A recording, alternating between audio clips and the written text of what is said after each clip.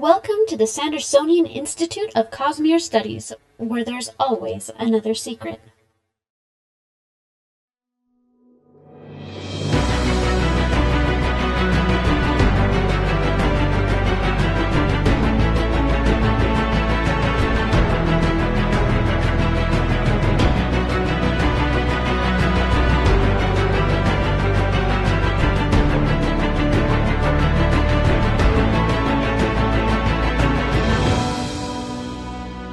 Welcome back, Sixers, to another episode of the Sandersonian Institute of Cosmere Studies. This is episode 174. Today is November 4th, 2024. That's a lot of fours. I am Bill, and I am joined, as always, by my restored co-hosts, Amy and Jordan. Welcome back, Amy, and welcome, Thank you. Jordan. I'm glad to be back into my corner. Your It felt bottom weird corner. up there. I don't know how you put up with it, Amy. It's okay. I like being tall. I don't get to do that in real life. It actually made editing after the fact different because I had to have the masks set up differently for sizes and stuff like that. So there you go. That was an interesting little tweak. Before we get started, we do want to remind our listeners that the Sandersonian Institute of Cosmere Studies is not a spoiler-free podcast. That is not a spoiler-free podcast. If there's something in the Cosmere that you haven't read and are worried about hearing spoilers, you might want to go read those first, then come back and join the discussion. We're continuing our read of the preview chapters of Wind and Truth. Brandon has been releasing about 2 to 3 chapters every week leading up to Wind and Truth. And so today we are going to be discussing chapters 25 through 28. And there are some things that happen in these chapters. Big things with a capital T. Yes. For those of you who listen to the podcast recordings or watch the videos on YouTube, we would like to remind you that it's possible for listeners to interact with us live via chat as we record each episode at www.youtube.com/Cosmere Studies. We record every other Monday night, starting at 7:30 p.m. Pacific Time, 10:30 p.m. Eastern, so please join us and take an active part in the discussion. The Sandersonian Institute of Cosmere Studies is made possible by the support of our listeners and patrons. The show will, of course, continue to be free, but if you want to help us out, head over to patreon.com/Cosmere Studies. If even pledging $1 or $2 helps us out, and as we continue to work to improve the show, it's really very, very much appreciated. Patrons get immediate access to our Discord channel where you can talk about the show and the Cosmere with other listeners. We got a good community over there, good people, lots of good folks. You'll also get early access to bonus episodes, exclusive access to other bonus content, and other good stuff. So how y'all doing? Good. Glad to be back. I'm doing well. How was your pilgrimage? It was great. I bought lots of... to the Temple of the Rat. He's a lovely rat. And the space of Batu was lovely and wonderful, and you go through a tunnel and you're suddenly in Star Wars, and it's amazing. Anyway, no, that was like my favorite place there. I liked all of it, but that was like my favorite. Rise of Resistance was really fun. I got a lightsaber. I got a droid, a BB-9, basically, if anybody knows what that is. I bought lots of other random swag. I have a blanket that I'm wearing right now that is got Ewoks on it, so I can wear it with my scout trooper, the biker scout. And wear my mortal enemy. It's great. So, well, cool. Mm-hmm. Well, I smoked some Swedish meatballs today. Ooh. Cooked them on a smoker. Didn't wrap them up or anything. As Jordan rubs it in her face, eating one. Have you been saving that? Yes, I have. I mean, he's done it with the ramen and everything else. Why not? It's called a visual gag, and I commit to these things and to try to get people to YouTube, which, by the way, everyone, you should come to YouTube. I gave that to you. He's been saving that for an hour and a half. I will say, it was much better when it was hot. Indeed. I imagine so, yes. Oh, that's funny. And I am actually going to be making some beef jerky on the smoker later this week. I'm very excited about that. Beef jerky time. There you go. Sure. Yeah, Jordan, how about you? Anything fun? I have been employed still, and I'm greatly enjoying that. You are waking up at the Oh, before the crack of dawn. I was like, yeah, that's what my friends would refer to that as the butt crack of dawn. They're not wrong. Yeah. Unfortunately, when you're in training with people who are 2 time zones over, the sacrifices must be made. Oof, that is rough, Ouch. buddy. How much longer does that go on? Well, I'm probably just going to keep it going just because I like being able to go home before rush hour. Fair enough. Yeah, rush hour is not fun. Well, cool. All right, well, let's move on into the announcements. Jordan, how are we doing on our push to full monetization? We are doing okay. We are holding steady at about 3,556 hours, give or take 1 hour. And yeah, we've been kind of holding steady. I did some research on that, and I found out that's kind of typical for a lot of people right now. And it's like, because of the election stuff, people are Watching kind other of things. yeah, they're watching, and I'm like, that makes sense now that I think about it. Yeah, I tried to have a we book don't- club on election night. That was not a good choice. So yeah. No, we don't need to get into any of that stuff though. Any of the election stuff. That's not our thing. Yeah. Anyway, any other announcements going on right now? Oh, so not our next episode, but the episode after that, I believe that's supposed to be our big title belt, isn't it? Is it? We're getting that close. Oh my goodness, we are. Mental note, I have work to do. All right. So that's it. That's in 4 weeks. I have so much. And then and then after that will be our reactions to the book. So Ooh, boy. because Which is yeah, like 62 Dragonsteel hours apparently for the audiobook is what I heard. yeah, Dragonsteel Nexus is right around the corner. Oh, boy. So all right, well, on that note, let's move on to the Cosmere Thing of the Week. Is it playing? Yep. That's weird. It didn't play for me. I heard Well, it. we heard it just fine. Oh well. Okay then.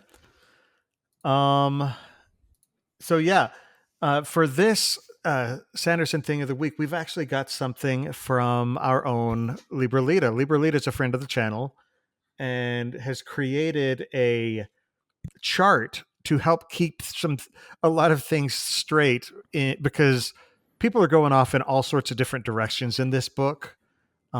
We've referred to the Three-Front War, and so Libralita formed a chart basically saying where all of the resources are allocated, which is, it's very handy. So it's definitely worth checking out. There's a link to that though in the show notes. So if you want to get a closer look at it and higher res, zoom in, all that good stuff.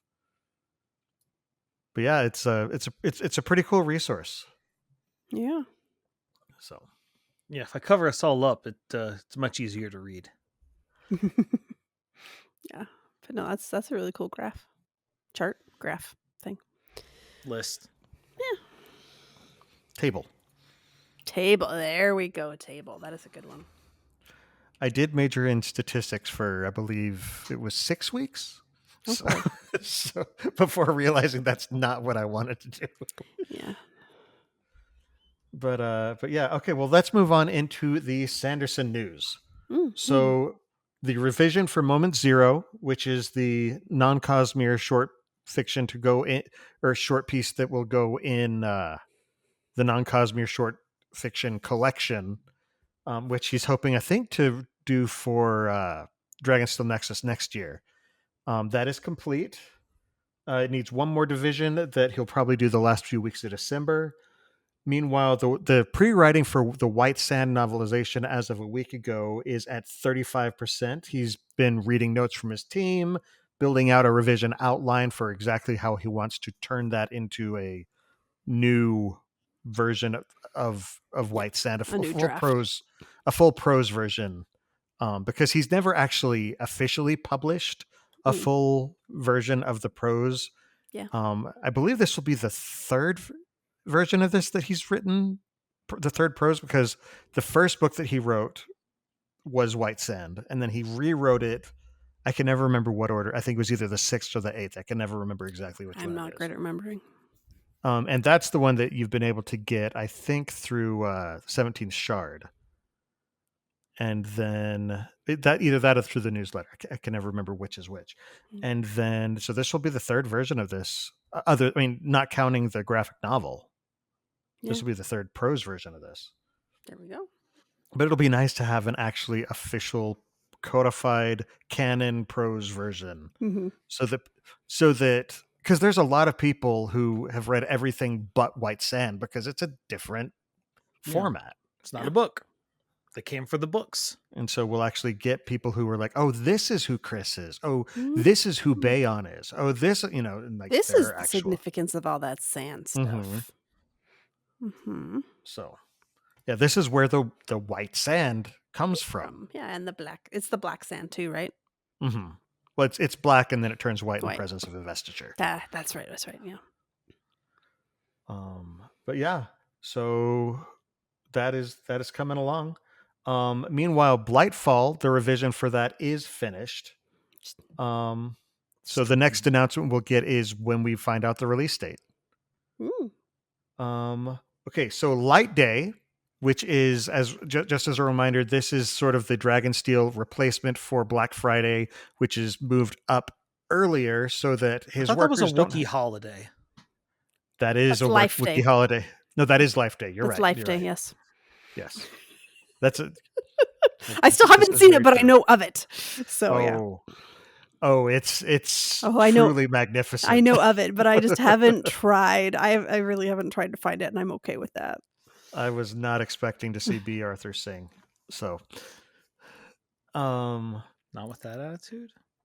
But anyway, so Light Day came and went. This was sort of their Black Friday. Mm-hmm. Of course, as always, it overwhelmed the system. Mm-hmm. There were people who were vocally upset about not being able to check out because they got the book into their cart, but they weren't able to check out because the system was overloaded. And my personal take is whether you were able to get it into your cart or not, the button, it's not so much that the button wasn't working, it's that there were people ahead of you in line.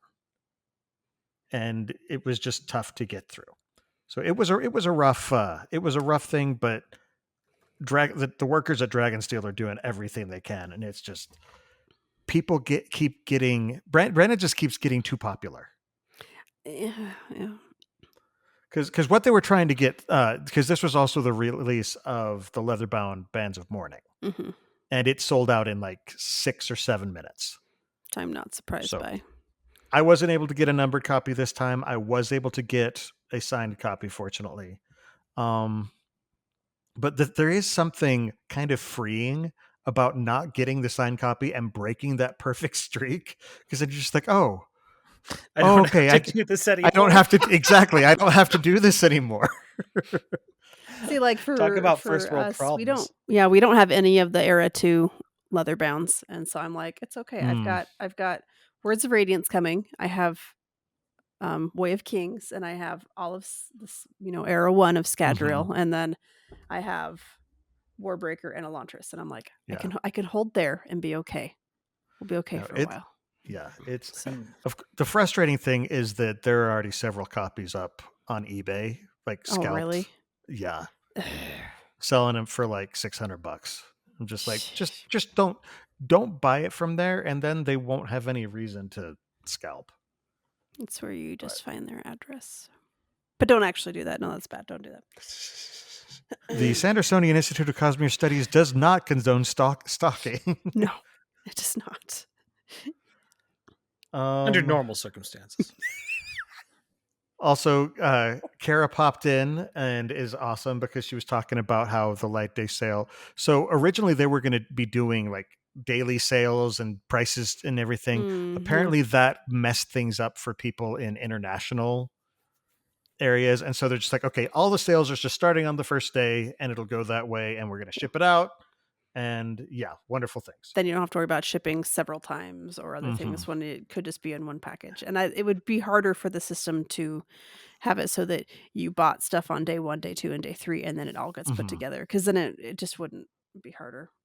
Yeah, but it's funny. They're leaning into the the cozy theme this year. They've got sweaters, they've got pajama pants, they've got mugs, they've got, and it's just like, oh, all this stuff to just sort of, bundle up in winter and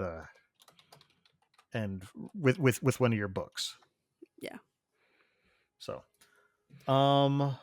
there are going to be a lot of orders coming in these 2 weeks because the sales continue through November 15th. Mm-hmm. So just be aware of that. There's going to be delays because, again, lots of orders coming in. The other fun thing, did either of y'all watch the Halloween? I watched a little bit of stream? it. We caught like the tail end of the gift opening and stuff like that is what we caught.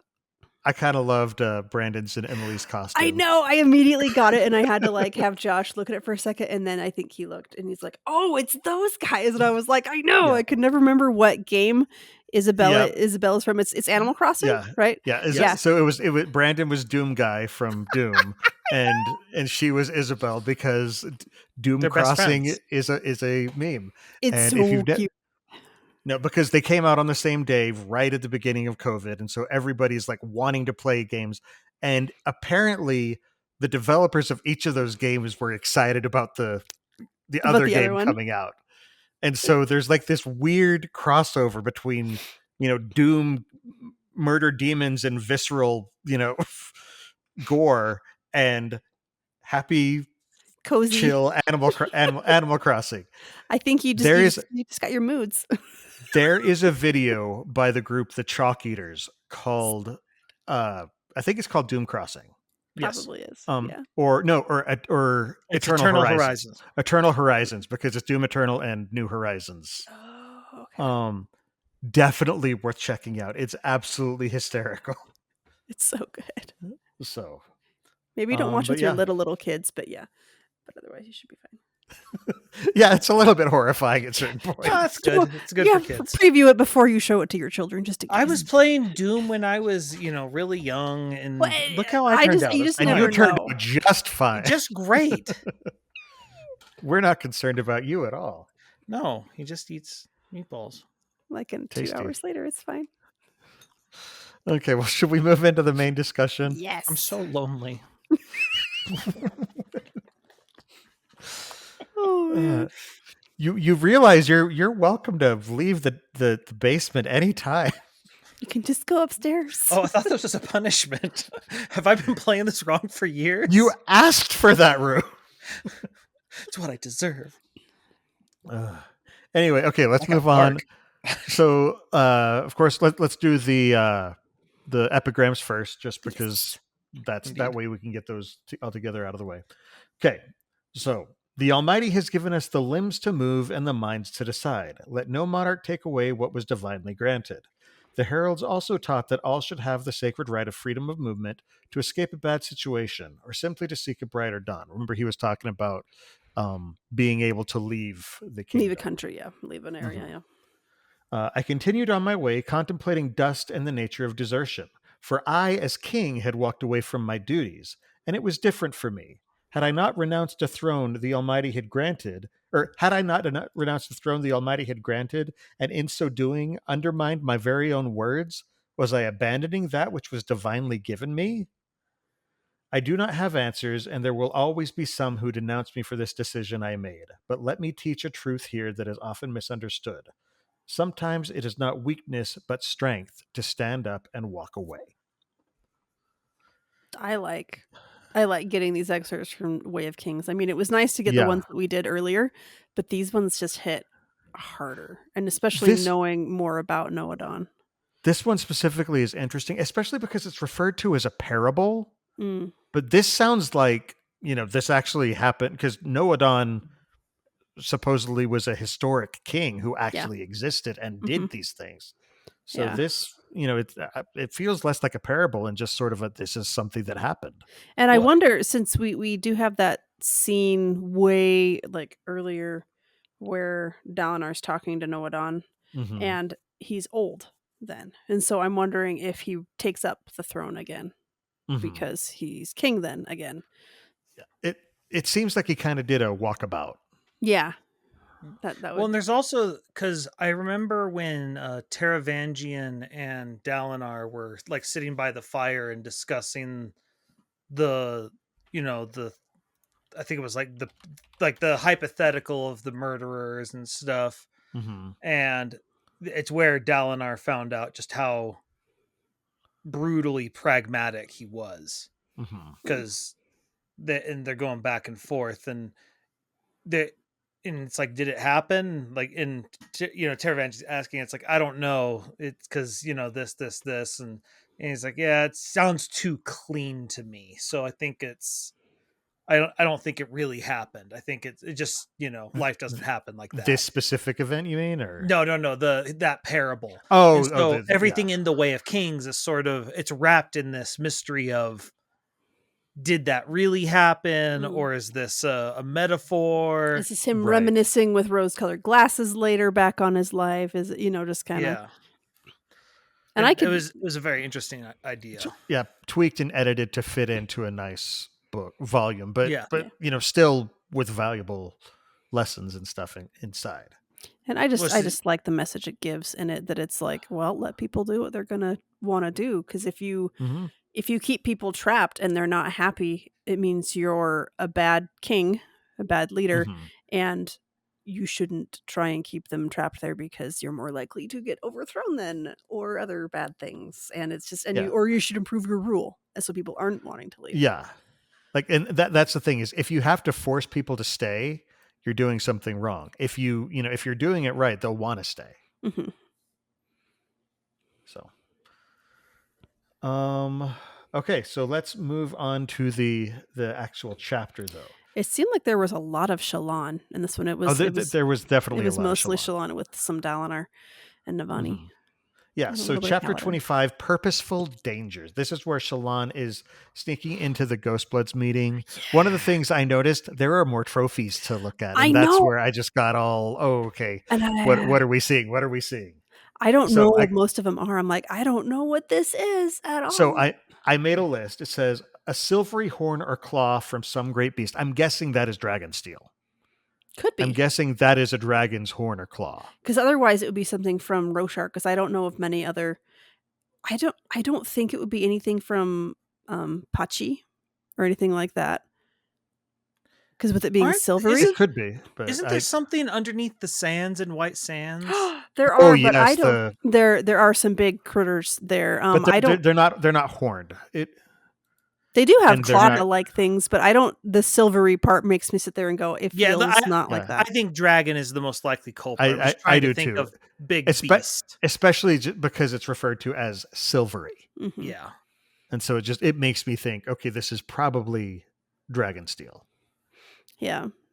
A chunk of light red crystal, like pink salt, though of a deeper, more vibrant color. That's almost certainly aetherite. Yep, I was like, that's got to be an aether, because which that one I believe was amberite is what. Yeah, it's an aether, but amberite is the like it's the ether of amber. We saw that in Tress. Is that not the spiky one? The spiky one is red. Oh, it is more red. Amber is the one that they use to seal up the ship. Oh, that's right. It's been too long. I need to reread my aethers because I have forgotten. Mm-hmm. And it's also the one that what's his name? Two Souls? Twin Soul. Yeah, that's the one that he uses, isn't it? That's the one that he used. That's right. So, let's see. A violet stone egg, partly crystalline, with silver swirling around its shell. This one, I don't know. I have no idea. I'm like, makes me wonder: is it a dragon egg? It feels again silvery. So I'm gonna throw out a very far out there idea. Whatever it is, I think it's either from Vax or Mythos. Okay. Oh, because you haven't been there, huh? Yeah, right. They're names of places we've seen that we know have magic of some kind, but we don't know anything about it. And I think this is just Brandon hinting. Unless it's something from Ashen or something, but I don't know about that either. I want to respond to chat. Texas Blade is pointing out it's rosite, not amberite. I forgot. In Ether of Night, it's referred to as amberite. Okay, But Brandon has evolved it and changed it, and so rosite. Yeah, it's now rosite, not amberite. yeah. That's all. I that's was on like, amberite. I don't know. Anyway, yeah, that's on rosite. me. Because I read Ether of Night many years ago. The problem is you're just too well read. Anyway, a fat succulent leaf that pulsed red and seemed to radiate heat. Is that from Canticle? I wondered. I don't know. Because it's pulsing red, so that's the only thing I can think of that pulses red like that. But would it be one of the But it's heart? a leaf. Well, Right. she may interpret it as a leaf. Yeah. So that's Well- my guess. I don't know if that's right, but that's like where my brain goes. Is that The other thing is, who knows if it actually, like on Canticle, everything is like has a very short life cycle. yeah? So, but I mean, that's not to say it doesn't necessarily die naturally. It typically dies because it's scorched by the sun. So who knows? Well, It the very other well thing, could be the Canticle we've seen is way in the future. true. Who knows? So it may what's- not even be around, as far as we know, Yeah. depending on how that. Or- That's really right, be. because Canticle was constructed, wasn't Yeah, it? Yeah, and we don't that's the know one thing when we or by know. who. So I don't know. Yeah, that I don't know, one but that was- I'm not sure. That of. was my gut reaction. Was one of the hearts from there, but I didn't Mhm. know for sure. It was just an idea. Mhm. And then a vial of pale sand, she now recognized as having a very practical application. Mhm. Now notice the sand that she's seeing is pale, which means it has been charged. So this isn't a vial that's necessarily there to detect. This is one I think that is just there as a trophy. Or it's even possible that Eotil, because you find out this is Eotil's later on, Mhm. is that she may just be swapping the sand. Like when it gets charged up, she puts it in there, and then when it Lets it sort of then it goes back to fade or- black, and then she puts it back out. So it's possible it's that too. I don't know, but that's That's not a bad. because I can not a see bad her being hypothesis. practical that way. Yeah. Absolutely. When you got to know when things are back in black. Mhm.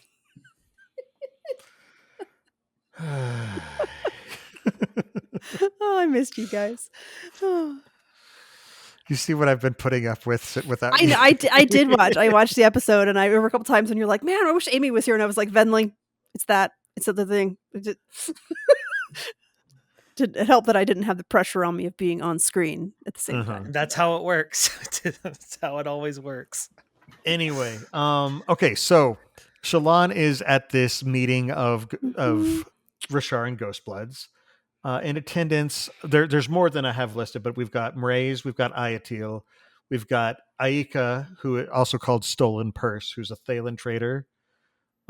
We've got Zora, who's the Azish Vizier, who seems kind of sentimental about the group. He's just sort of like, we should do this more often. I missed you guys. So fun. But just like this feels like it feels like Andrew Garfield in Spider-Man. in No Way Home. Oh I don't know. To me, it feels like Kelsier's crew, A little bit.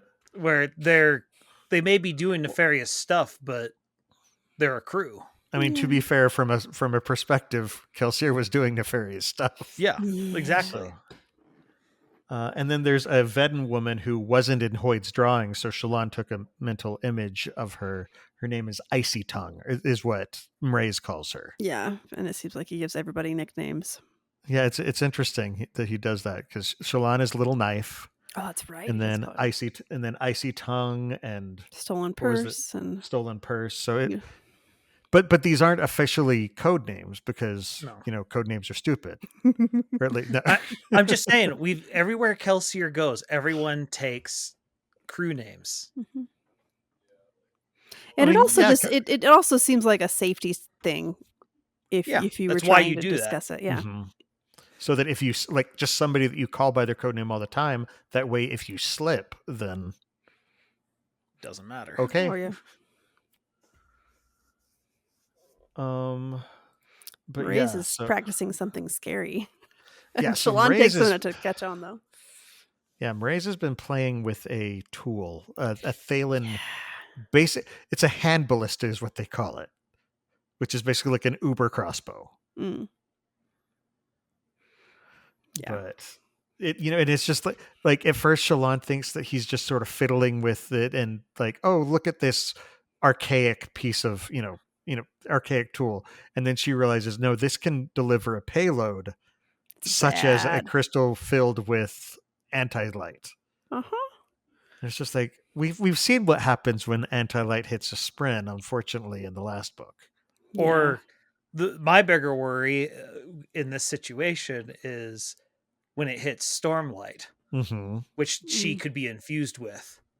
People go boom, and you probably won't be able to heal from that. And that's the interesting thing. Like she thinks very quickly when she realizes what's going on. We're jumping ahead a little bit, but I figured it doesn't matter. Yeah. But like when Ayatil fires the crossbow at her, and she's just like, got to get rid of all of it, dismisses her weapons, dismisses her armor, plate, her plate is just like, wait, what? You're being attacked right now. My job is to be here to stop you from being She's attacked. She's like, no, I can't risk you. And it's just, again, very quick thinking, because she also ejects all of the stormlight from her body. Who knows what would have happened?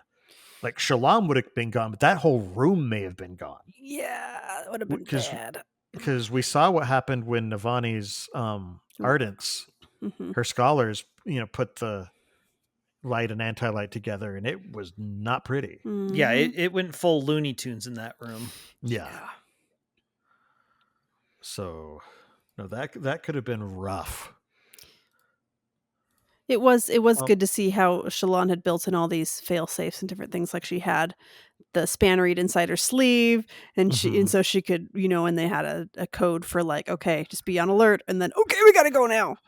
So Steris would have been proud. Oh, she would have, yes. Having all sorts of contingencies. Also, Shallan finally learns that Aele, the Sion, and Felt are both ghost bloods. Yeah, and she almost gives herself away because she has like the what? The shock spren. The shock spren, and it's like, oh boy. Yeah. I do like how she kind of, and we're again jumping ahead, how she deflects, when she's sort of has no idea what Ayatil is saying, and what I'm guessing is Malwish. Probably, yeah. And she's like, there's something that no matter what language, it'll be the same. And she just says, yeah, and not, and just, oh, okay. Yeah, she does the nod to kind of be like, yes, I'll just hope that's enough. And then she has to give an answer the next time, and she's like, oh no. But yeah, like when Ayatil says something to her. I had flashbacks to the Chris Farley Japanese game show where everyone is speaking Japanese at him and he's just trying to play along. Oh no, I may have seen it, but it's been way too long, so I don't remember. No. It's a good one. Makes me think of How I Met Your Mother and the I think it's Japanese gambling game at the casino where he bets Marshall. I don't know. I haven't seen enough of that show, so shame. It's what it is. But yeah, when Ayatil comes up and like starts talking to her, and again, what I think is Malwish, and Shallan doesn't have Dalinar's ability to forge a connection and suddenly speak a language. Let alone, like, I do like that they cut it off, like, right there, and it's, like, in a language she couldn't understand, and Shallan's like, oh, no. And I was waiting for that, too, because I'm just like, this... Her whole plan involves her not interacting with people. Yeah. And I did like where Felt did the little line about Allah, being like, and she wants a pony. I think that's a joke. But see, and to me, that's just Brandon kind of brandoning a little bit too hard. I thought also she wants a pony. See, and to me, I read it more as these like. I find it fascinating because the aeons and the scale, or not aeons, my goodness, that's a different thing entirely. The Sions and the Skays are far more cognizant than the normal intelligent spren, and they spend their time entirely around humans, but it's always in this subservient role. And what do you mean they're more cognizant? Well, so because we see in Elantris that they they hold conversations, and they seem to understand human nuance far more than the Spren do, until they start forging bonds and really start. Well, Um, and that makes sense because the Scions bond with humans. And yeah, I think they keep their intelligence, and they have been around yeah. because it's the same Mhm. ones, right, the whole time, and so they would have Right. had way more development time Yeah, than the again, Spren. they would keep their intelligence because they have their bonds. They have continuously had bonds, and as we see, the longer the Spren have bonds, the more they kind of evolve. And the Spren on Roshar lose it when they transition from the cognitive to the physical realm, whereas the Seon and the Skays have been in the physical realm. So I think that's kind of Exactly. a leg up they have. Exactly. But yeah, So they do. they haven't had the separation. Yeah, the- but they do seem to definitely have a lot of personality. For a different Mhm. way of putting it, maybe is that they're much more Well, individuals. and that way. especially Well- this one who has already shown kind of having Mhm. disdain Yeah. for Yeah. For Shallan. and, yeah, well, particularly Shallan and Adolin, Mm-hmm. just how lovey-dovey they're being because they're newlyweds, and it's just like, oh Mhm. my goodness, barf. Yeah, But I also like the signs of like Felt just being like, yeah, whatever, I'm not here for you, and Mhm. just you're and Shallan It- getting to see there's some schisms going on. and there's a couple of them because we noticed that Felt is not impressed with Ayatil and kind of thinks she's going off the rails, and then Ayatil is worried about Mraize and it's like, I don't know how loyal he is to our cause, and it's just like, Mm. Well, and so even there's a chance that Ayatil might be more loyal than we realize, but because Mraize is kind of going off. rogue, Yeah. well, and then even Eatil says to Shallan when she thinks she's I forget the name of the person that they knocked out or whatever, but she's like, what about your like, won't that, I'm surprised you're being so quiet about this given your plans to, and then It's Aline, I think is the name. yeah, something like Mhm. that, yeah. Aline. And it's just one of those you're just like suddenly realizing everyone has their own plans going on. Mm-hmm. Mm-hmm. And apparently this is just fine. Everyone is just fine with everyone having plans. Mm-hmm. And Well, I it's mean, like, you get this big of a group that's this smart and sneaky and crafty, all these different things. They're all going to be a little more self-interested and kind of well, but doing this what is they're something doing. we're seeing as a sort of a schism between Kelsier's group and Mraize's group here, because Kelsier's group, they all pulled in the same direction. They didn't have a bunch of separate plans. Mm. There's a crew leader and we get this thing done. And you're starting to see things branching off and everyone having their own little agendas. It frankly sounds a lot closer to the diagram, where everyone is free to have their own interpretation of the diagram and pursue it how they see fit. Mm-hmm. Yeah. And I'm just sort of looking at it and I'm like, I think we're seeing the signs of this has gotten way bigger than Kelsier's ability to control. Yeah, Well, I mean, it doesn't help that he can't do more than be there in the form of a Skaze or a Seon. Yeah, So. there's a lot of, and I'm going to pronounce this very, very deliberately. There are a lot of sects that's going on. Mm-hmm. A lot of schisming. It's very interesting because for the first time, Shallan's seeing it. And like she has, like Vale in the background being like, look, they're mortal, they're people, don't freak out. Like when Yeah. Eatil kind of glances over it, or Shallan's like, oh no, she totally knows I'm there. And it's and it makes sense. You kind of will put other people on a pedestal and just think, this is somebody who's so good. And Vale is just like, they're human. They make mistakes too. Because I mean, I think is Shallan 19 now, or is she still like 18? I don't know. She's I feel like she's finally coming into like actual adulthood, like starting to, Mhm. versus Eatil and Mraize are well-established adults. And so Shallan met them when she was a lot younger and Mhm. less sure of herself, and now she's really stepped into herself a whole lot more. So it's easier to get that different perspective and see that, oh, they don't have everything figured out. They just project confidence because they've been doing this longer and don't give off the same insecurities that I have. Well, and it's also everyone is like, how could everyone, like freak out in a crowd and stuff like this, where everyone just starts following each other type of thing. And the answer is because everyone looks around and says, well, I don't know what's going on. And if I don't know what's going on, I'm going to see what everyone else is doing, because if I know nothing, the odds are they know more than me. And if everyone's making that exact same judgment, they just sort of all start shuffling in the same direction. And that's how you get like runs on toilet paper at the start of COVID. And afterwards, you're just like, why toilet paper? How quickly do you go through that? And it's like, everyone's just like, I don't know what to do, because no one's been through a pandemic before. And so everyone's like, well, they're getting that. Do I need that? Do they know something I don't? And so we see this with Shalon. She's like, oh, they're so capable. And it's like, they're kind of winging this too. I mean, heck, Kelsier made a career out of winging it. That is the plan. Yeah, the secret to being an adult is nobody knows what they're doing. You just wing it until it works. Yeah. Yep. Well, and we'll talk about that a bit when we get to Zeth's flashback. Oh man. But in the meantime, let's take a step over to Dalinar and Navani, because they're having their little chat about trying to figure out what the plan is. Dalinar, has been talking about ascending, and they're just sort of figuring out, okay, how do we do this? What do we do? What's the best way to go about it?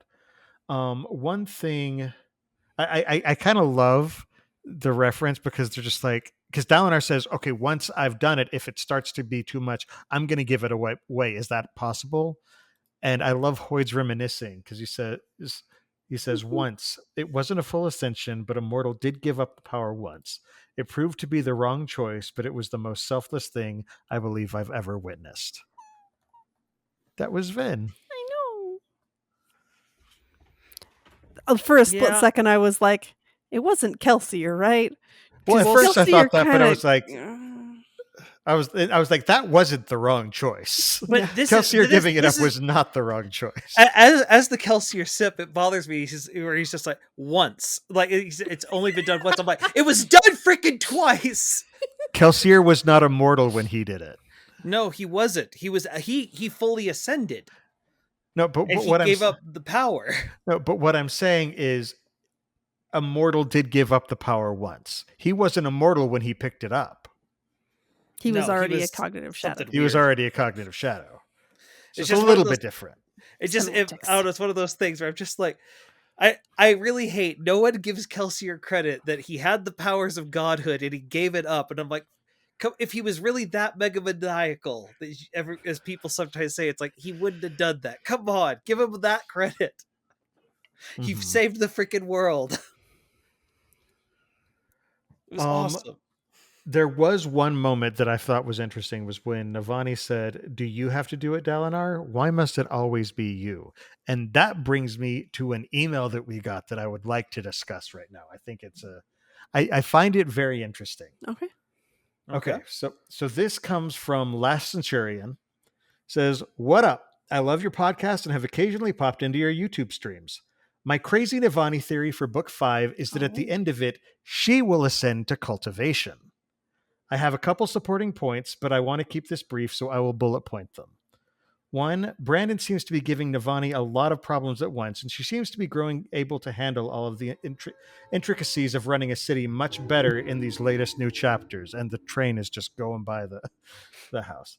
The sibling seems to be maturing much quicker than the Stormfather, almost like Navani is helping them to grow, or cultivating them. Cultivation herself seems to be ready to retire. She's talked about what these powers do to mortal souls, and with cultivation in general, she might be looking to replace herself with a newer model. 4, this one's a bit meta, but the 3 of them would fit the same dynamic as the original 3 mortals that took up the shards, honor and cultivation as a romantic pair, and odium to keep them for them to keep in check. Thanks for your hard work, and I'll try to make it to more live streams for those sweet YouTube watch hours. Love all 3 of you, Elsie. Thank you, Last Centurion. I think it's an interesting theory. It's a I very think it's a interesting theory. very interesting theory. And like the more I think about it, the more I'm like, there is a possibility there. Like, because people have talked about, like, since the beginning, Dalinar is going to pick up Honor. And then everybody was shocked when somebody picked up a shard, but it definitely wasn't Dalinar. Yeah. And it definitely wasn't Honor.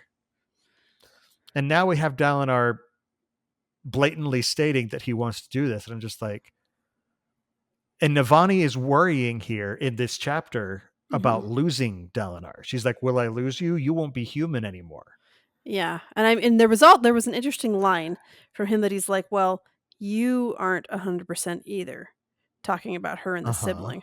So I'm curious what's going on with that. Not that I know that we're going to get that background, but it does seem. Yeah. It's interesting that he was saying that about her and the sibling, but it's apparently that's different than him and the Stormfather. Well, he's not bound to a location the way she is. True. And it's one of those things where the bondsmiths are just inherently different, which makes you wonder, because I feel like at some point we got to see what a bondsmith with the Night Watcher is. Oh yeah, probably in the second half. But oh boy, they're all very different from one another. Yeah. Mm-hmm. But the thing I like, he points out, because she's worried, like, what if I lose you? And he's like, if we lose this fight, you're losing me anyway, because Odium's going to make me the Blackthorn. Mm-hmm. And so, like, we're already playing shorthanded here. Yeah.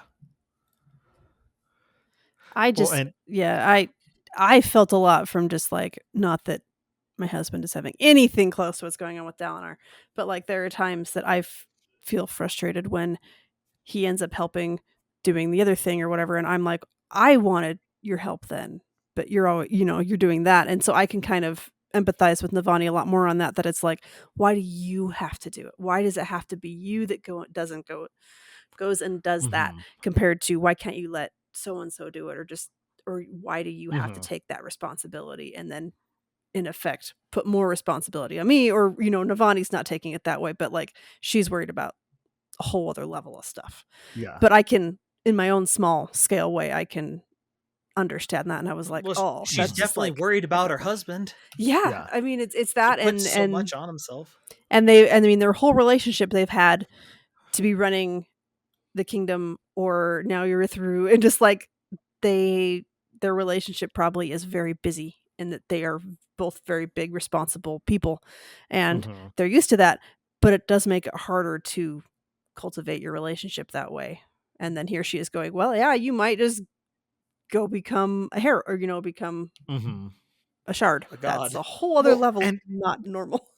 Well, and she went through something similar already with Gavilar. Like his was a little bit less altruistic, but he was always off going, and she's just like, why am I being left behind? And she is now bound to a location. So she will get left behind quite often. But the thing I like about it is from Dalinar's perspective, where he talks about how if this was Adolin or Yesna talking, this would be a challenge, because it's like you always have to do it yourself. They think it's an arrogance thing. Yeah. And Navani truly understands him and knows it's not an arrogance thing. It's a responsibility. And he feels like this is what you have to do to be a good king. Yep. Yeah. And I mean, and I think there's also the level of it would be his kid or his niece versus his wife. Yeah. Which is a different level of it too. Well, she gets him. Yeah. She gets it, yeah. But that's why I kind of like the theory of her ascending. I'm like, oh, that could be very interesting. The other, I had a similar thought while reading it and wondering if the other thing that they might be trying is maybe they're going to somehow share it. Share honor or share? Yeah. The way the heralds used to share the burden type of thing. It's possible. Yeah. But I don't know if it's as thematic. It was just a thought. I do think, though, that the point that cultivation does seem tired. is like, I think there's definite potential there. Yeah. The thing that is not being mentioned, but it makes me really sad, is sitting here going, if they both ascend, then who does Gavinar look to? Adolin and Shallan. Yeah. And Yasna. And it's just like, Welpen. but he loses his grandparents. It's like, oh, that's just, he keeps losing everybody potentially. And that's just, poor kid. The kid needs so much therapy. He's gonna Well, need so much therapy. that's if he doesn't end up becoming Odium's No. champion. 'cause- Nope. Nope. Nope.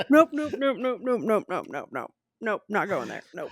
I only said that because I knew you would. You knew you'd twitch. get it. It's just like that little jab right there that I'm like, that's my gut reaction of nope, not okay. This Amy poking session brought to you by Bill. On that note, we should probably take a break. Oh. So, we will see y'all in just a little bit. And we're back. All right. So the next chapter is what is right. This is Zeth's flashbacks. This is the second flashback we've gotten, right? Mhm. It immediately follows Yes. the other one, it seems like, because in the last one, Zeth uncovered a new stone, which this is a big deal in grassy country. And it's close. That's the other big thing, is it's close to the other one. So this could lead the shamans to want to come in and investigate and possibly force them to move their home. And I love that the way that they would investigate is sit and watch it. They don't take off any of the dirt. They just sit and watch the ground for like years. And it's like that. I can see that being, it makes me understand why his parents made the decision they did. Well, I mean, it's not just sit and watch. They would have nowhere to live. Well, I meant the people who are looking into the stone shamans. The stone shamans wouldn't do anything active either. They would just be like observing the land for years, compared to, and I mean, and Zeth's family would be booted for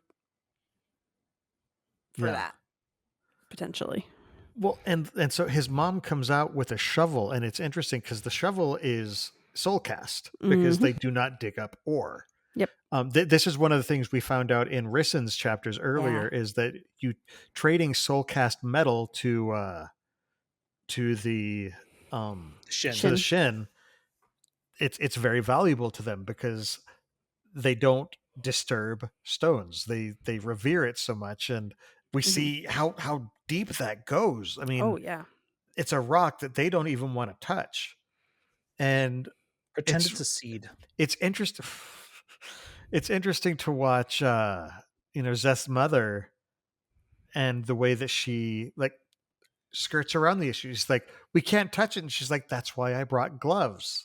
Obviously I have gloves. It's fine. And it's just such an interesting look because, you have this very, very rigid, strict, rules-based society. And you live a little bit outside of the consultative groups, and you start to become a little bit more pragmatic because you're not doing it for the people around you, and they're just like, okay, this is important, but we gotta live.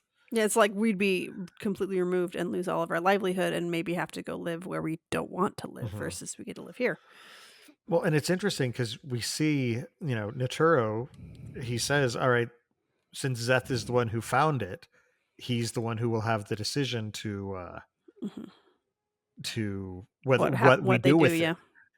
And Zeth makes the decision that he can tell his family wants, and then he kind of resents them for it. Because it's really interesting seeing Zeth, because Zeth has been raised in this setting. His parents are a lot more casual about the rules, but Zeth has this kind of rigid mindset, almost to like an OCD level. Well, and it's also the rule. You see that he's always tried to kind of pawn off his decision making on other people. Right. He doesn't want to make the decision. Yeah. And it continues through his adulthood. Because he doesn't want to make a wrong decision. Yes. And if you don't decide, then you can't make the wrong decision. And if you make a decision and it's the wrong decision, then that's on you. And he doesn't want that responsibility.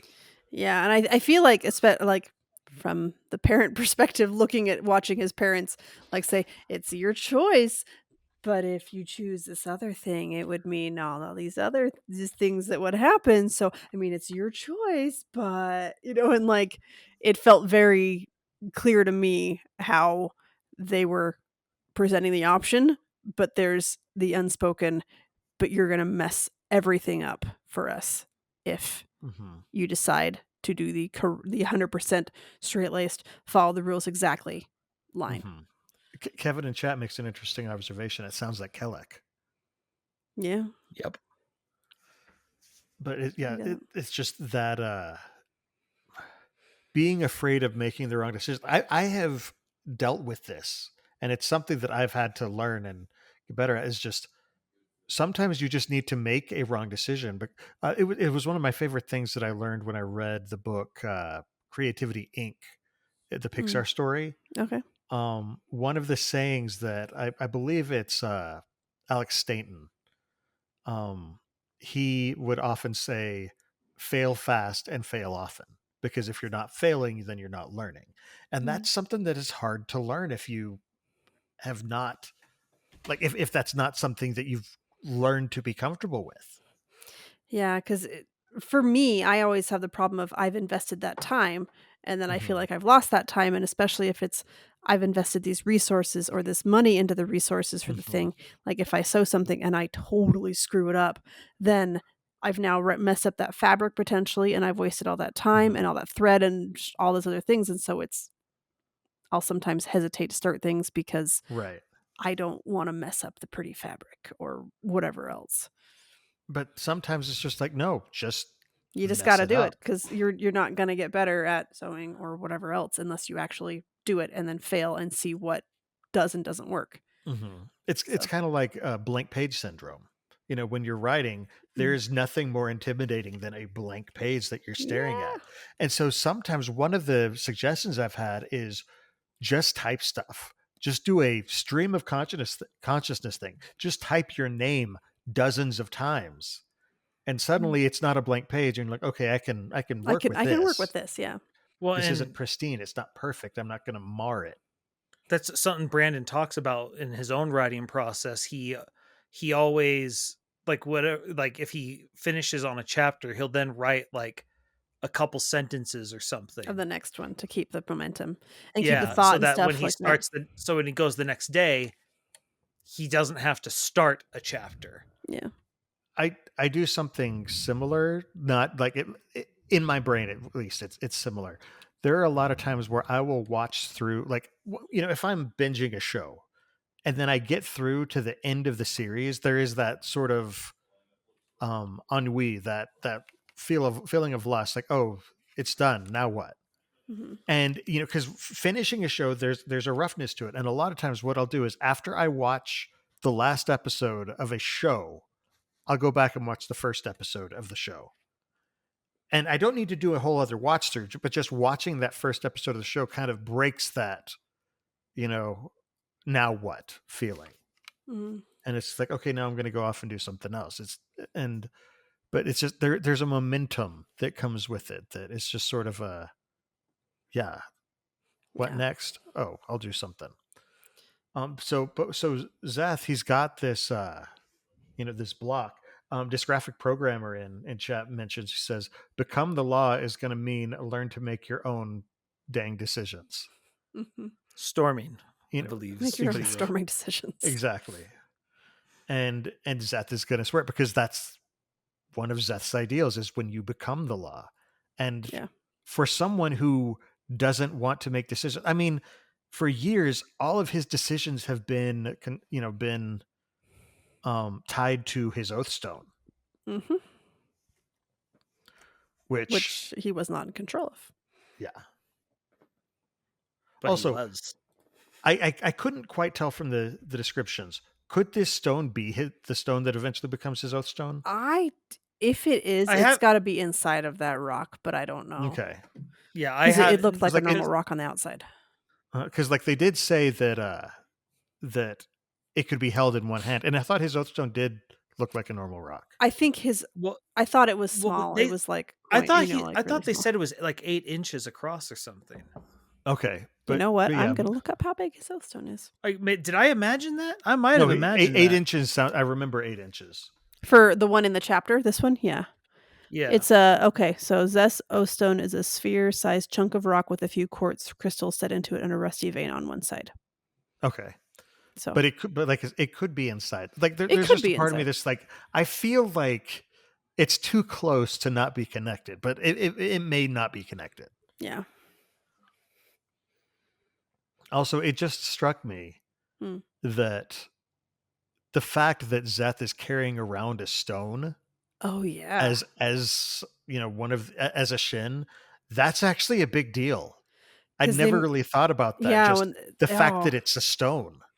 It It's kind of why makes he's truthless. it makes me almost think of, and I don't know all of the Bushido rules or anything like that, but it almost makes me think of like how you would dishonor a samurai by like cutting off Mhm. their top knot. And Mhm. so here they are, and they have Zeth, and they're forcing him to be a truthless and everything else because of we're getting to whatever exactly he did that made him get that. But they're making him do blasphemous actions by holding the stone and then walking on all the stone over there and just and kill people because he's subtracting, and so that's another terrible thing. So they're forcing him into more and more guilt, and then he's piling up all that guilt, and it's just Mhm. exploding on it. So yeah, that's Yeah. poor guy needs a The hug. other thing that's interesting is the fact that they keep talking about the farmer will do this, the farmer will do that. Like it it seems sounds like it's their a, ruler. yeah, like it's a political position. Mhm. So back, I don't remember the exact quote, but back when in the Risen chapter, the interlude, they do talk about how the Mhm. farmers are like the equivalent of kings because they produce, they make and they add to things, which is what he and his sister were kind of talking about, is like adding versus Mhm. subtracting. So yeah, I think it is very much like the chieftain, or I don't know Right. the exact equivalent, but Well, you know. especially, but yeah, because this is capital F, the farmer. the so- farmer, yeah. And so I'm guessing they're kind of serf-ish, that they're not even working the land. They're shepherds. They're taking care of the sheep, which are Yeah. on the shepherds or on the farmer's land, I'm guessing. So Well, and that's the other thing that's interesting because they talk about how they all wear white with a splash, yeah. and Zeth wears all white. He gets I no know. splash. No splash, Captain. Yeah. So that's, but I think wasn't it his dad gets more splashes because he's Yes, important he's somehow. well, that's it's like he's essentially of some sort of dawn or whatever equivalent they have with the Shin. Oh, okay. Yeah. I wonder if the title "the farmer" is at all tied to Taln, just because he's the only one who wasn't noble. I don't know. Like that's just a pure speculation, but I don't just know. of the heralds, he was the only one who wasn't a noble. Perhaps He wasn't he was a a noble farmer. or a big warrior or whatever. He was a commoner. I mean, he was a But the si- soldier, but Oh, I guess he was. Yeah. but before becoming a soldier, he could have been a farmer. Who knows? Mhm. I don't Well, know. it also could just be that they're farmers. Yeah. So it feels to me more like it's just like how their culture is that they work the land, and so that's producing and adding to things is more important. And so a farmer produces and adds versus a soldier potentially kills. So Well, and that's the other thing that's interesting. You see his like inherent like xenophobia that he has for yeah, the other Osharans, and his parents are like, well, it's not like that, they're correcting, but you see where this, because all they get are pirates essentially coming to try and raid so their lands. I mean, if all you see are the pirates, then you're going to think Yeah. poorly of them.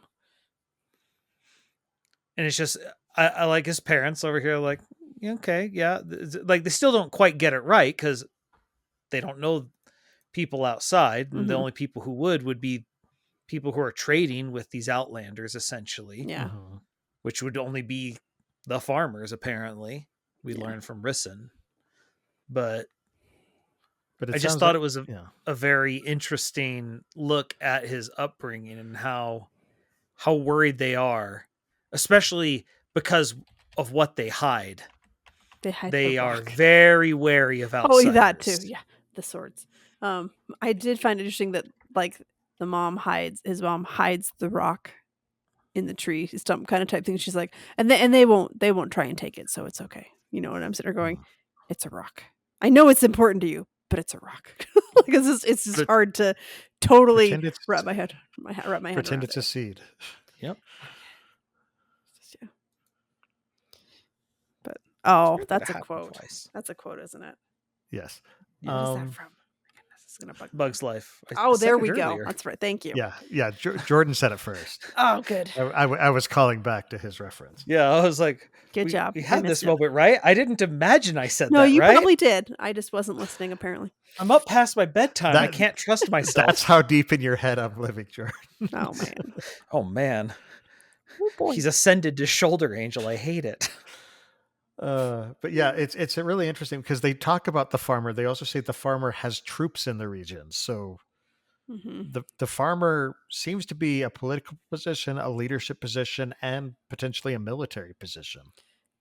Yeah. I Which mean, someone has to. They're getting attacked. because they'd have to, because they're within a day's walk or whatever of the shore, so have to worry about the raiders. Someone has to. Also, this stone has been scraped by the shovel, which they've now nestled in the crook of a tree. So it's just one of those.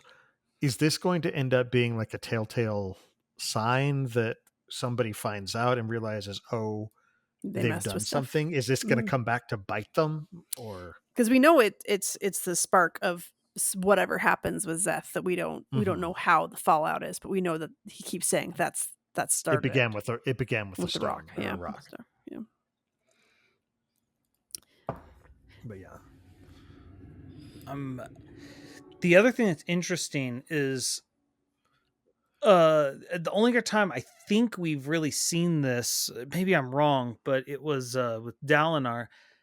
The flashbacks are coming at a pace that matters to the actual plot of the story because it's him telling a story, whereas with Dalinar it was him remembering. Yeah, like the thing, he sees a thing and that sparks a memory and it sparks the flashback, and it but in this one, Zeth is literally telling this story to Kaladin. So let's move on to chapter 28 because that like and we can start with the Zeth and Kaladin stuff because it just, we just continue on. Into it. Like I did like seeing Kaladin getting used to the grass and the landscape and starting to really kind of think about it and internalize it and be like, oh, okay, this makes sense, and he's kind of trying to figure it out and sort it out and not just be like, they're just weird. He's trying to get Zeth's viewpoint and get Zeth to talk, and Zeth is not being very talkative. And Syl seems to appreciate that as well. But yeah, like, and then they, of course, they see Kaladin finds out about the monasteries, and he's just like, wait, what are in the monasteries? And he's like, well, that's where each of the honor blades are kept, which that's kind of a big deal. And apparently, kids would go around and learn how to use them. Well, Zeth, I think we know, or no, yeah, Zeth talked about that in one of his interludes or one of his chapters. Or whatever, that his dad made sure he was trained in all of them or something like that. Or and he was very skilled, as we've seen. So I'm wondering because because that's one of the things he talks about is he knows how to use division already because he's trained with that blade. Right. Yeah. Now at this point, there's only 6 left because 4 are at missing. most. Because Talon's has never been there. Nail has his now. Ishar has reclaimed his. And remember, that's the one that Zeth's father was in charge of. Yeah, and he shall not be named as Jezreans. So. Yep, and then Moash/Vyre has Jezreans. So I'll name him. I'm not afraid. No. I ain't scared. I don't want to say his name. That's what it is. No, I can say his name. I just don't like him. I don't think you're supposed to. No, and that's okay. There are whole Reddit's dedicated to hating him. Mostly one. Anyway. And that one we can't say. No. Dislike Moash. Gotcha. Storming Moash. Yeah, but I do like how Kaladin ends the chapter where he's like, "No, let's have a cook fire." He's like, "I guess gotta go about getting him to talk the old-fashioned way." So he's gonna make him a stew. Well, it's like Stu is how he got people to talk before, so Mhm. why not? And I'm sure Zeth is still gonna be like, "What are you doing? This is not within the bounds of what we need to do." He's just so pragmatic. Mhm. Well, and- it's also I have a feeling it's gonna fall flat because the thing is, Zess already acknowledged he knows what he's up to, Mhm. And he doesn't and he like will not. Kaladin. Well, and he doesn't like being manipulated anymore Mm-mm. Yeah, because he's been had- manipulated his whole life. Oh yeah. he's got some bad experiences. And the sad thing is that Kaladin, while Kaladin is trying to manipulate him, it's with good intentions. It's not Mhm. trying to hurt him. He's just trying to understand and get him to open up. And he's figuring, well, I have to like push you a little bit to do that. And He's also not hiding from that fact, though. Yeah. That's the other thing that's different. Is Kaladin is again? It's the same sort of concept as when Shai was in the room. She's like, the way to manipulate him is be completely honest, be completely open. That's Mhm. kind of the way that Kaladin's going too. Yeah. He's like, I'm just going to lay all the cards on the table. And if you want to talk, cool. Because I think my cause is just, and I think you will recognize that what I'm doing is the right thing. So I'm Mhm. just going to tell you everything. Yeah. And the other thing, At the very minimum, he gets stew out of it. So what's the Mhm. downside here? Yep. The other thing is that Kaladin notices a similar wrongness. Yeah. Or no, Zeth notices. Zeth mentions it. Yeah. And Kaladin sees it, and he's just like, "This is what Yeah. Kholinar was like when I was there when we had two unmade there." Yeah. So they decide to not go farther into this. We're going to camp back here. Yeah. Let's not walk into the haunted monastery at night. Let's wait until daytime. Daytime when it's a little This bit is a smarter. good decision. Good choice. Yes. Do you want a Resident Evil? This is how you get a Resident Evil. So like this is when they're just, they're a little bit genre savvy. They're like, no, we don't walk into the haunted We don't do that because that's dumb. zone at night. No, and I mean we still don't know which unmade it is. Mm-hmm. So it's like, and we There know. are I so mean, many we it know could it's be. not Shta Anak because she's doing other Yeah. things, and And we know it's not Mishram. out of Ishram. no, We Bottom know Mishram. it's not. We know it's not Moalach. Mhm. Yeah, and we know it's not Thrill because that's at the Thrill, bottom because of that the would- ocean. that's Moalach, isn't it? No, Isn't no, Moloch's the death rattles, isn't it? I thought that was the Death Oh yeah, Rattles. you're right. The It Thrill might be. is- Then it might be Moalach. What is the thrill? You know what? We're gonna look it up. No, Ashrit Marn is the If one. only- If only there was some sort of resource for one of us to go Nergal? look. Nergal, that's what Yes. the one. Yeah. And then Ashrit Marn was the heart of the revel, right? Yes. Yes. So And then Hold Ray on. Shafir. That's the We've Midnight seen Ray Mother. Shafir, Or that's the Mid- Midnight Mother, Midnight but we Mother. don't We know know where it's- she. We don't You know don't know where she she went popped up. but yeah. we know it's not her because because this has been going on for a while. yeah. And so my guess is going to be Chemarash.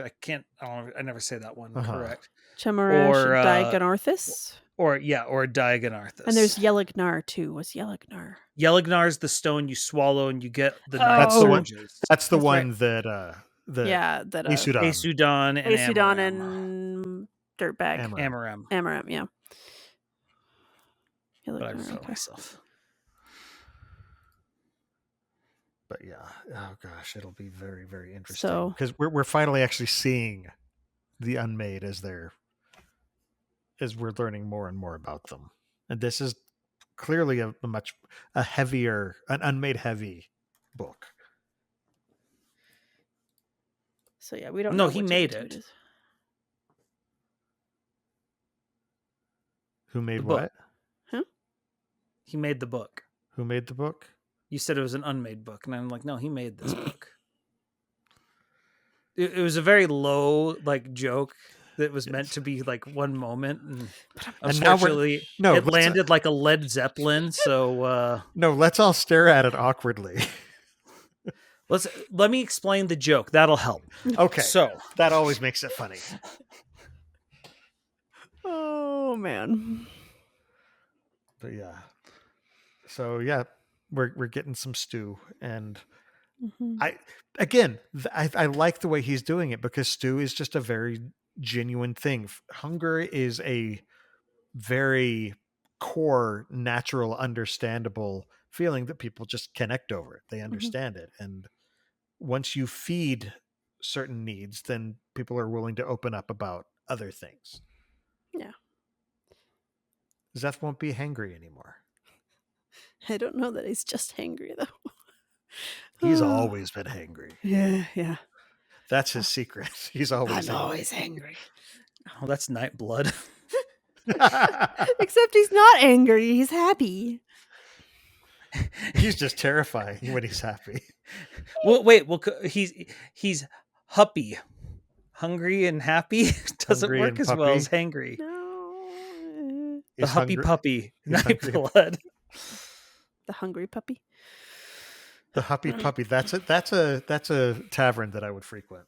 Oh man. All right, so let's move to Shalon? so move to what's going on. Oh, I with see. Shalon. You're already doing your cosplay as her armor. Shalon. No, that would be so much work. No. Unless I all I just- had I was love like that a they little just- sign that said Shalon, Shalon, Shalon. If I did that, then I could Yeah. do it. But I'm not making the full suit of armor. No. You just have a bunch of little golf balls with signs on it that say little speech bubbles that say It's Shalon. basically a mocap suit.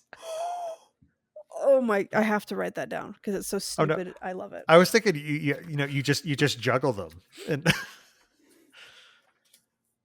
Some people juggle Spren. that might be a title right there. Personally, I was proud of Huppy Puppy. The Huppy puppy. But anyway, so yeah, Shalon is in the middle of a rough time. We've talked a little bit about it already. So she summons her storm plate, and then she summons Pattern as a sword. And I like the concept. She's like, she would not ask Testament to kill again. So Yeah. Testament is her shield because sword and shield. Yeah. And I'm Which sure is she's been what training. Adolin was talking about. She's been training with Adolin, and so she knows Mhm. how to be a lot more proficient. She's got when she's sword and board combat. sword and board. Okay. But yeah, so she blocks the bolt that Mraize tosses at her, and Mraize has this creepy smile the whole time. I know. Like, again, he's proud of her, and that He's is like, there's I'm so nothing. proud. And she recognizes that, and she kind of tries to turn it on him by saying, "We don't have to be enemies," because she's like, he sees her still as a protege. Mm-hmm. And so she's just like, okay, we don't have to be enemies. She's like, you're not my enemy. You're my obstacle. And it's like, oh, that's Which is worse. just- But we notice that, he fires a normal bolt at her. Ayatil is not quite so sentimental. Yeah, and she's gung ho, and she's like, let's just get rid of her. So she does the full blown one, right? yeah. Yeah. Well, that's the other thing that's interesting is now we're finally getting to see what is the Mraize Yatil dynamic. Mhm. And you're seeing that she views things very differently from him. Yeah.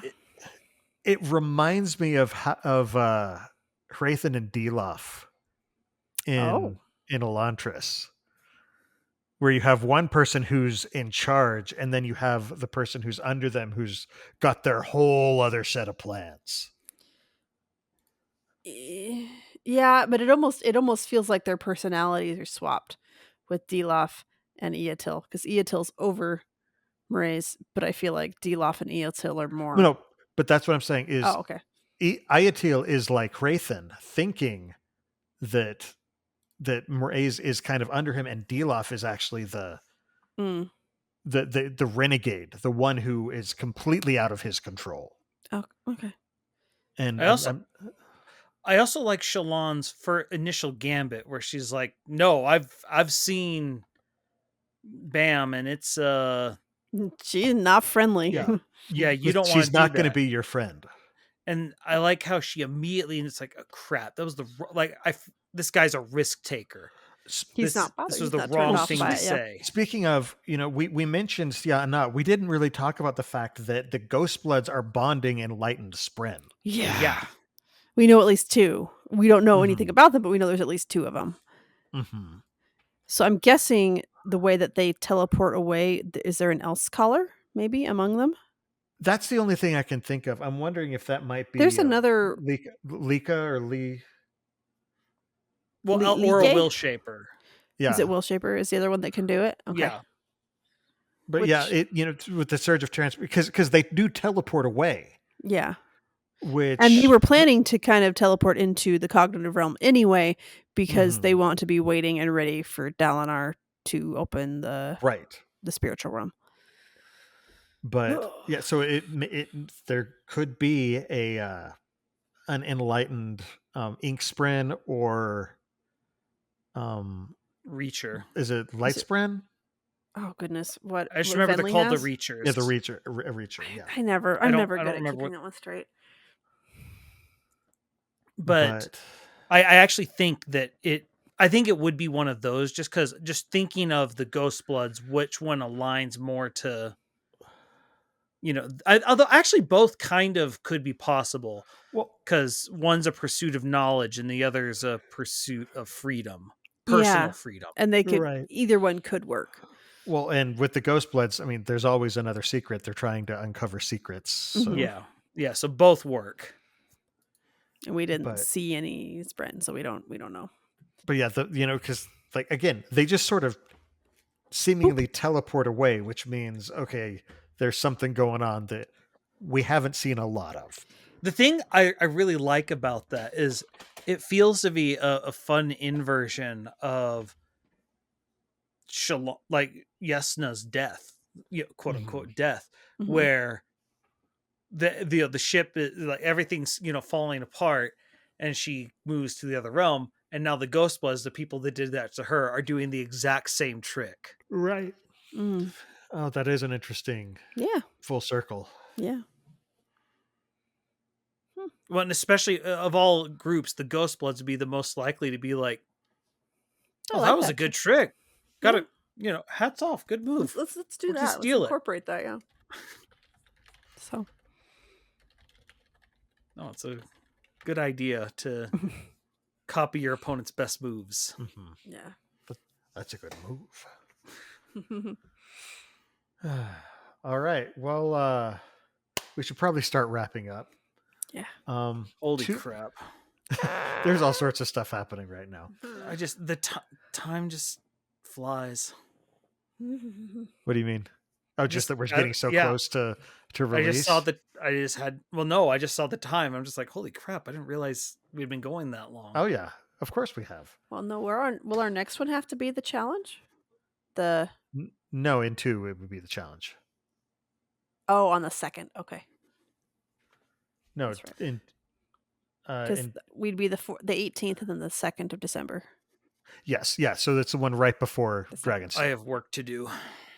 So. Yep. All right. Well, we love hearing from our listeners, so please keep sending in questions. You can ask us about the Cosmere. You can drop us your ideas for topics you'd like us to discuss during the show.